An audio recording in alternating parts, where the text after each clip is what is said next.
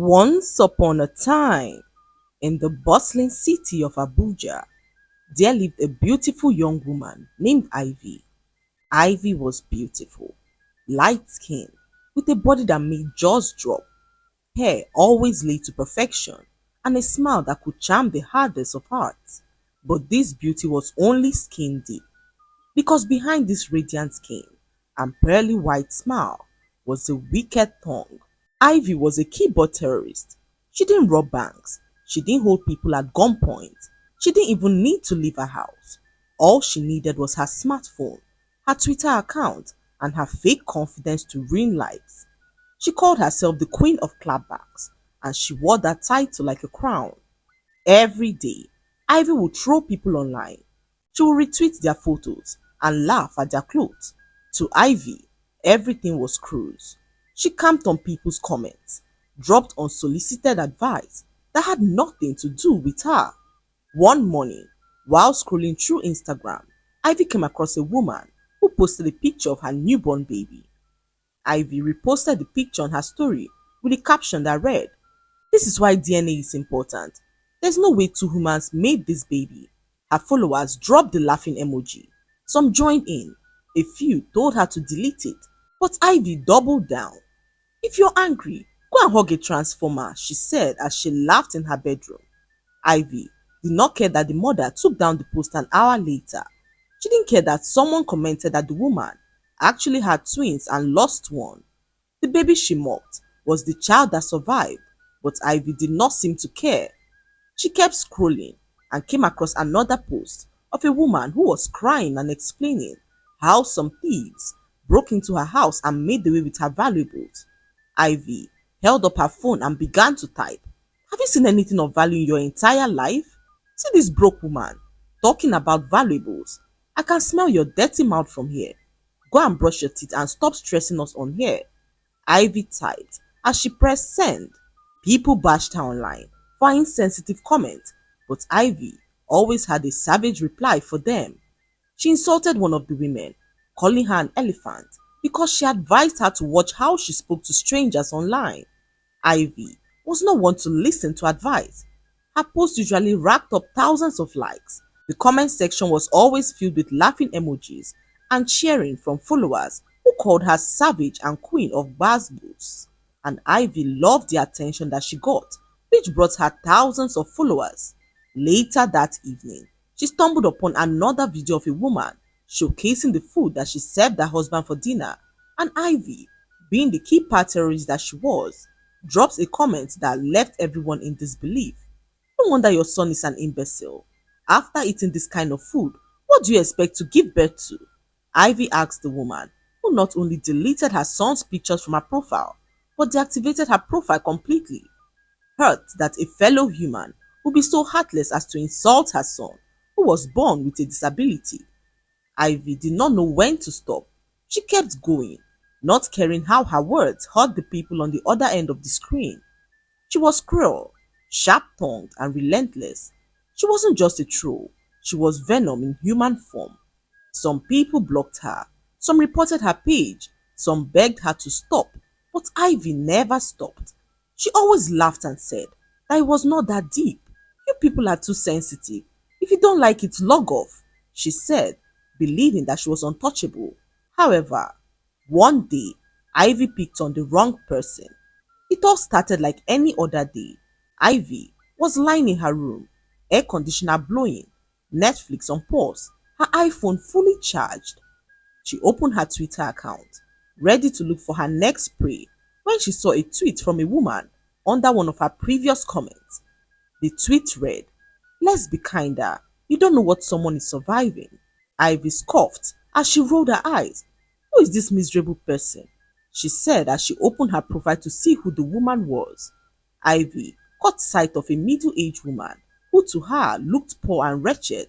Without thinking, she quoted the tweet saying, "Kindness cannot fit your facial structure until rest." People laughed. The tweet went viral and Ivy was trending again. The thrill of going viral pushed her to do more. For the rest of the day, Ivy continued to poke fun at the woman. She searched through her old tweets, mocking every single one of them until she arrived at a post that the woman shared a few years ago. It was an image of her late daughter and herself, where she poured out her heart. "I miss you every day, my angel," the quote read, as Ivy quoted the post with her comment.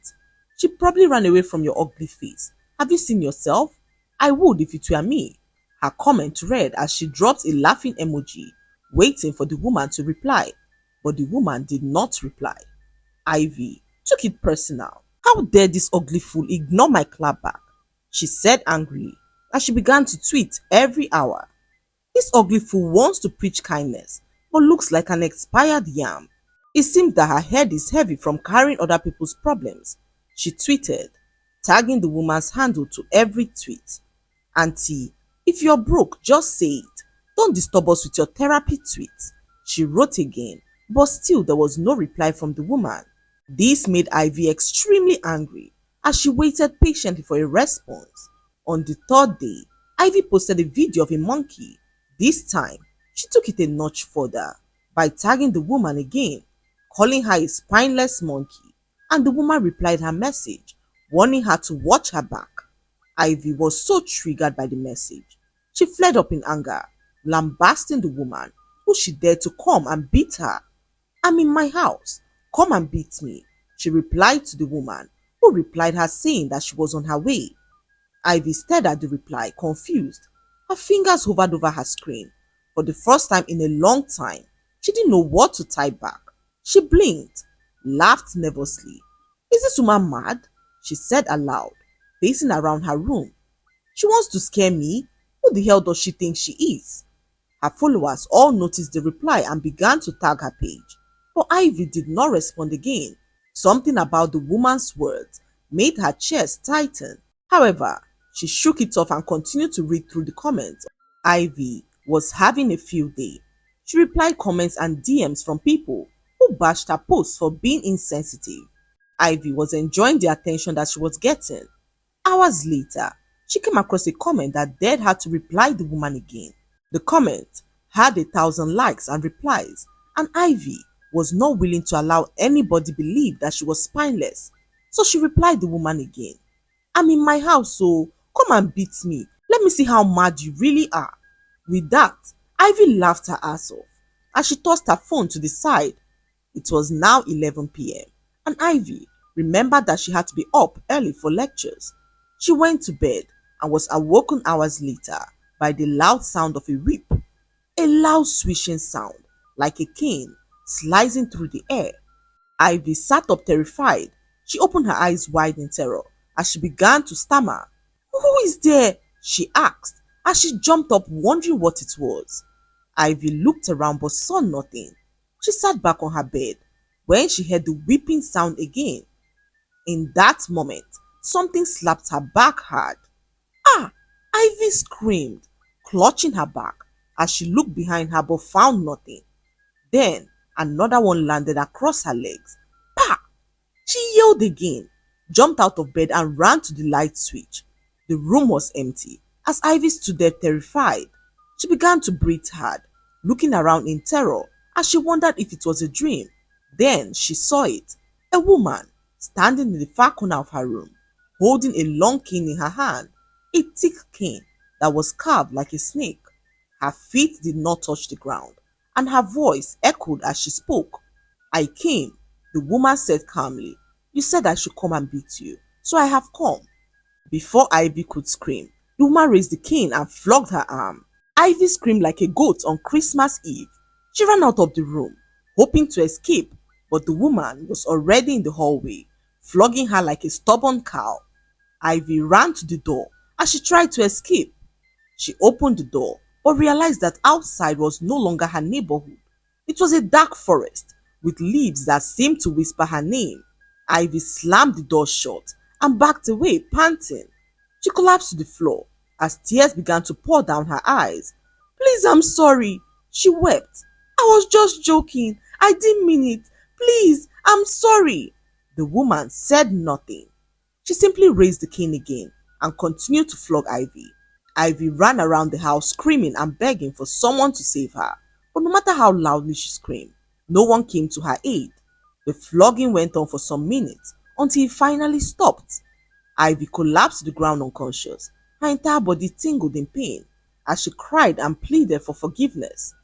Morning came, and Ivy was curled up in the corridor of her apartment, trembling like a leaf in a storm. Her face was pale, her lips dry, as her hands shook uncontrollably.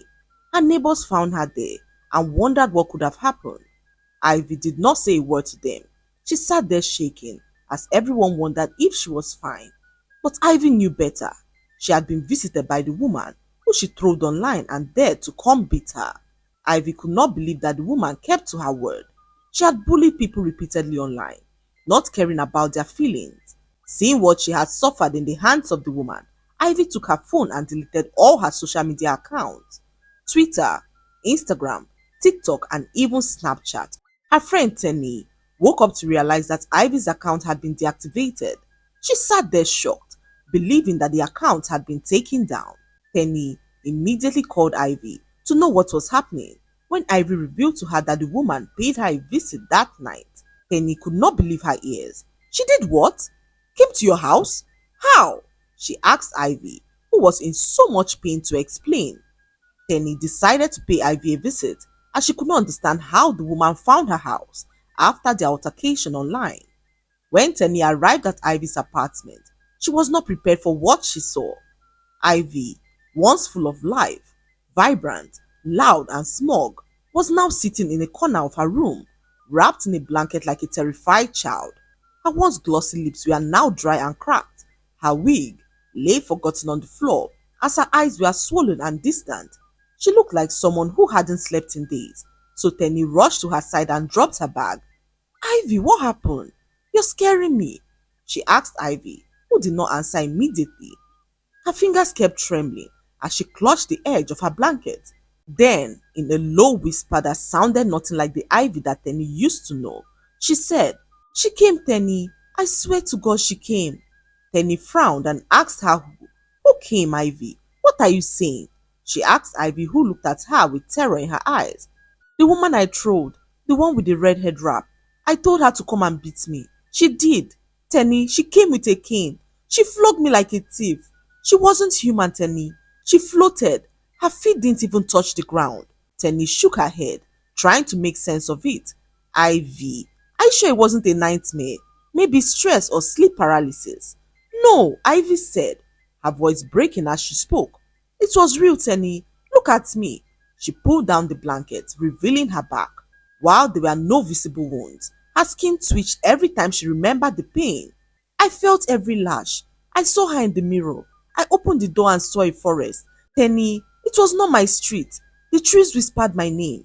Tenny took a step back as a chill ran down her spine. She didn't know what to believe as she stood there and looked at Ivy, who looked so terrified. Ivy was not the kind of girl who got scared easily. If anything, she was always the one dishing out savage comebacks and dancing on people's pain. Now she looked like a haunted woman. Tenny sat beside her, trying to process everything. What are you going to do now? She asked Ivy, who revealed to her that she had already deleted everything. I've deleted everything already. No more Twitter, no more TikTok, no more Instagram. I'm done. I don't want to go viral again. I don't want to clap back again. I just want peace. They sat in silence for a long time. Then Ivy stood up and began to scream. The weeping started again, and Tenny stood there alarmed. Ivy, what is it? She asked, but Ivy did not answer. Her eyes widened in terror as she began to swat at the air. She's here! She's here, Tenny! She's flogging me again! Tenny looked around. There was no one in the room, but Ivy was written, screaming, spinning wildly, as if being struck by an invisible force.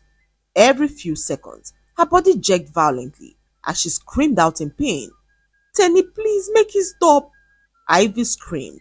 She's flogging me! I swear, make it stop! Then, with one last piercing scream, Ivy collapsed to the ground unconscious. Tenny screamed and rushed to her side. Ivy! Ivy, wake up! Please don't do this! She slapped her cheeks gently, tried to lift her up, but Ivy's body was limp, her breathing shallow.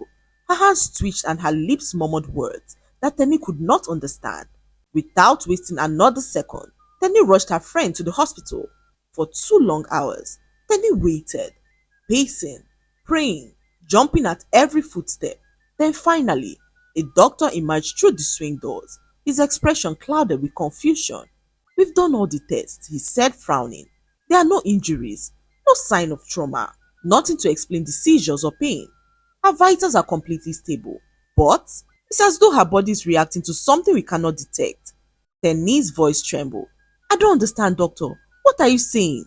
"I'm saying that there's nothing physically wrong with your friend, but she's clearly suffering." Just then, a nurse came running towards them, breathless. "She's awake," she said as Tenny dashed into the room. Ivy was sitting upright in bed, soaked in sweat. Her arms were wrapped tightly around her legs, her lips trembling as she cried. "The weeping hasn't stopped," she wept. "It's inside me now." The doctors moved in quickly, administering sedatives, painkillers, calming injections, but nothing worked. Ivy screamed through the medication like they were water. Her eyes rolled back as her body convulsed. Her nails dug into her own skin in a desperate attempt to find relief. That was when Tenny decided to call her mother. Hours later, Ivy's mother arrived at the hospital to see her daughter in extreme pain. She asked Tenny what had happened, and Tenny explained everything to her. How Ivy threw the woman online and dared her to come beat her. Ivy's mother shook her head in disappointment. She had warned Ivy so many times to bridle her tongue, but Ivy always laughed in her face, revealing that it wasn't that serious. Now, here she was, standing at the foot of her hospital bed, staring down at her daughter as she watched her in pain. "I warned this girl. I warned her, but she never listens," Ivy's mother said, her voice thick with pain and regret. "This life is deeper than we all think. If only she had listened. If only she had respected people, none of this would be happening." She wiped her face as she revealed that they had to take her to the church. "If this is spiritual, then it must be handled spiritually," she said to Tenny, who nodded slowly as a cold chill ran down her spine. Tenny had never seen Ivy like this, not even in her wildest imagination. By evening, Ivy was discharged, since the hospital could not explain or treat her condition. Her body was weak, but the pain was still there, flaring from within like a cane, slashing through her soul. Every now and then, she would scream randomly, jerking violently like someone being struck by a cane. That night, Ivy was driven straight to the church. They arrived at the church and met the pastor, who was already waiting for them to arrive. They laid her by the altar as the pastor began to pray for her. The moment the pastor touched her head, Ivy let out a terrifying scream. "She's here again," she wailed. "She's flogging me. The cane is on fire. It's burning me. Please, please, help me." The pastor did not flinch. He opened his Bible and began to pray, his voice thunderous and commanding. Every lash Ivy felt, she reacted to it, screaming, begging, convulsing. Tenny held her mouth in shock as Ivy's mother fell to her knees in tears. She challenged the spirit of grief, the pastor said after nearly an hour of intense prayer. "This is no ordinary affliction." She mocked a woman who carries a pain so deep, a grieving mother whose child was burnt alive by herdsmen who raided their city and killed over 200 people. Tenny opened her eyes in shock as she looked at Ivy's mother, who asked the pastor what they had to do. "We'll pray," he said, revealing that Ivy had to sleep in the church for 5 days. She must sleep here for 5 nights or risk being tortured to death. "We'll fast and pray for 6 days to sever any ties between your daughter and the vengeful woman," the pastor said as they began to pray seriously. The first night, whilst they were praying, Ivy felt a lash on her back again. She screamed out in terror as the pastor began to pray and anoint her with oil. The lashing stopped as the prayer intensified. Ivy at this point began to regret all that she had done. She wept uncontrollably, knowing that she brought this upon herself. All the people who applauded her online when she made her comments were nowhere to be found. She thought of them now, the ones who called her Queen of Clapbacks, who laughed and cheered when she dragged innocent strangers just for fun. None of them were here. None of them had followed her into this pain. Only Tenny and her mother, who had begged her to change her ways. On the second night, Ivy's pain took a different turn. She didn't scream as loud, but her body twitched and flinched violently during prayers. Her eyes would roll back, and her fingers would stiffen like claws. She began to murmur names in her sleep. names of people she had mocked, people who she could not even remember. One by one, she whispered apologies. Then he sat by her side all night, her eyes filled with tears. Ivy looked nothing like her old self. The third night was the worst. Ivy stopped eating completely. She lay still, eyes open, staring at the ceiling. She spoke only once that day, whispering, "She's not alone. She brought others." And then she cried herself into silence. The pastor prayed all day and night, oiling her forehead and binding every spirit of torment. But when dawn came, Ivy screamed again. Her scream pierced through the church like lightning. "She's inside me now. I can feel her. The cane is inside my chest. She's turning my lungs to dust." They tried holding her down, but she screamed uncontrollably. Her mother cried as she fell to her knees. "Please forgive my daughter, whoever you are. Please show mercy to my child," she said as she watched her daughter in pain. The fourth night, Ivy dreamt.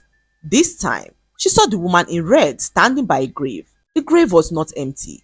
A small girl's shoe peeked out from the sand. A clay doll lay beside it. The woman turned to Ivy, her face drenched in tears. "You laughed at my grief," she said softly. "You mocked a wound that never healed. I lost my baby to fire.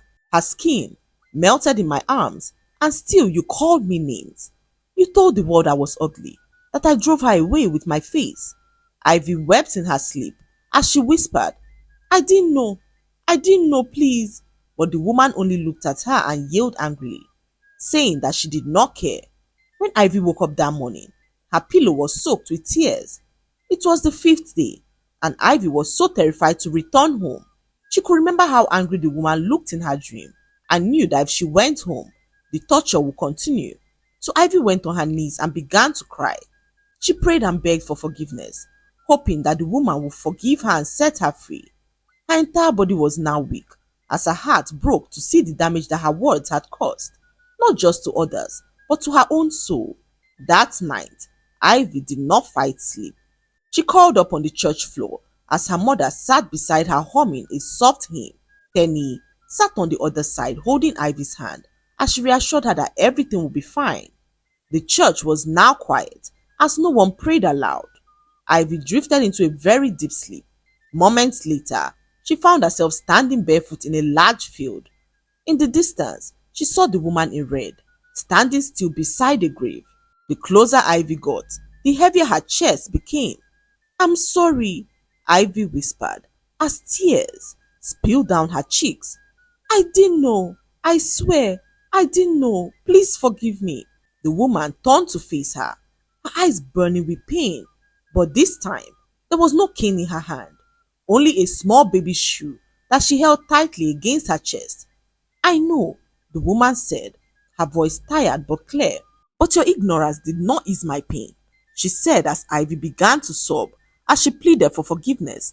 "Please forgive me. I know I deserve everything, but please don't punish me any further. I'm so sorry." The woman looked at her silently for some minutes, her eyes burning with pain. Then slowly, she took a step forward and began to speak. "I didn't come to forgive you," she said coldly. "I came to remind you that words have power, that grief, especially a mother's grief, is not a joke." Ivy cried harder, her body trembling in the dream like she had been struck again. But the woman turned to her and said, "Your mother's tears reached me, and for her sake, not yours, I will release you," she said as Ivy opened her mouth in shock and began to cry. "If you ever mock another person's pain again, I will not only come with cane, I will come with fire," the woman warned as she vanished into thin air. Ivy jolted awake in the church, gasping as her entire body was drenched in sweat. "She forgave me, Mama. She forgave me because of you," Ivy said as her mother held her close and began to sob. "Thank you, God. Thank you, Jesus," she said as she jubilated for her daughter's freedom. From that day on, Ivy never raised her tongue to mock another soul again. She became a quiet girl, a changed woman who dared not to even hurt a fly. Gone was the girl who once trended for cruelty. In her place was a woman who walked softly, listened more, and spoke with compassion. She no longer craved likes. She no longer needed applause. Ivy had seen what lay behind the veil of the internet, and she never wanted to go near that darkness again. The lesson to be learned from this story is that Words have weight, even when typed behind the screen. The internet may feel like a playground for savagery and clapbacks, but behind every post is a real person with real wounds. Ivy learned the hard way that cruelty travels, and sometimes it returns with vengeance. So before you laugh, before you drop a savage comment, before you joke about someone's struggle, pause and choose kindness, because one day the pain you mock may find your doorstep. I hope you enjoyed the story.